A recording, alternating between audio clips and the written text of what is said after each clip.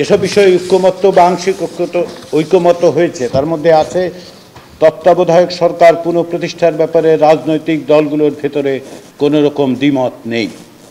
সংবিধানে রাষ্ট্রের মূলনীতি হিসেবে সাম্য, মানবিক মর্যাদা, সামাজিক সুবিচার, বহুত্ববাদ এবং গণতন্ত্র অন্তর্ভুক্ত করার প্রস্তাবে বহুত্ববাদ না রাখার ব্যাপারে অধিকাংশ দল মতামত দিয়েছেন। অন্য চারটি মূলনীতির ব্যাপারে এক ধরনের ঐকমত্য আছে, তবে অনেক দল এই চারটির বাইরেও অন্যান্য বিষয় যুক্ত করার কথা বলেছেন।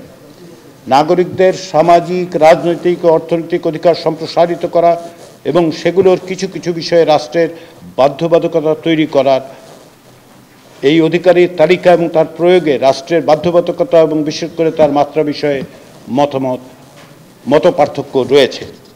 দ্বিকক্ষ বিশিষ্ট আইনসভা গঠনের ব্যাপারে অধিকাংশ দল নীতিগতভাবে একমত হয়েছে। কিছু দল অবশ্য এক কক্ষ বিশিষ্ট আইনসভা বহাল রাখার পক্ষে মত দিয়েছেন। যারা নিম্নকক্ষে নারীদের জন্য 100 আসন সংরক্ষণের প্রশ্নে এক ধরনের ঐকমত্য রয়েছে দলগুলোর মধ্যে, তবে এর পদ্ধতি কি হবে তা নিয়ে মতভিন্নতা আছে। যারা সংসদের উভয় কক্ষের পক্ষে এবং যারা এক কক্ষ বিশিষ্ট আইনসভার পক্ষে, উভয়ই আইনসভার ব্যাপারে ডেপুটি স্পিকারের পদ বিরোধী দল থেকে দেওয়ার পক্ষে।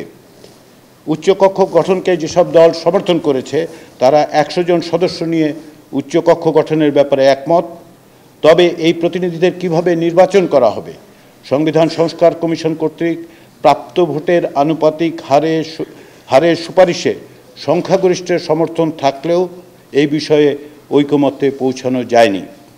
সংবিধানের 48 ক অনুচ্ছেদ, যা কার্যত রাষ্ট্রপতির ক্ষমতা নির্ধারণ করে, তা সংশোধনের ব্যাপারে রাজনৈতিক দলগুলোর মধ্যে ঐকমত্য আছে, তবে প্রধানমন্ত্রী এবং রাষ্ট্রপতির মধ্যে ক্ষমতার ভারসাম্য কীভাবে হবে সেই প্রশ্নে ভিন্ন ভিন্ন মত আছে।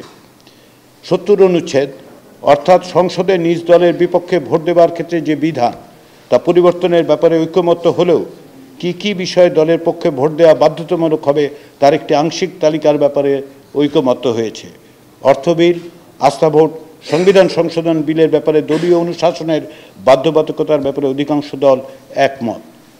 এর অতিরিক্ত আরও কিছু যুক্ত করার, যেমন রাষ্ট্রীয় নিরাপত্তা বিষয়ক বিল যুক্ত করার জন্য কিছু দলের প্রস্তাব আছে।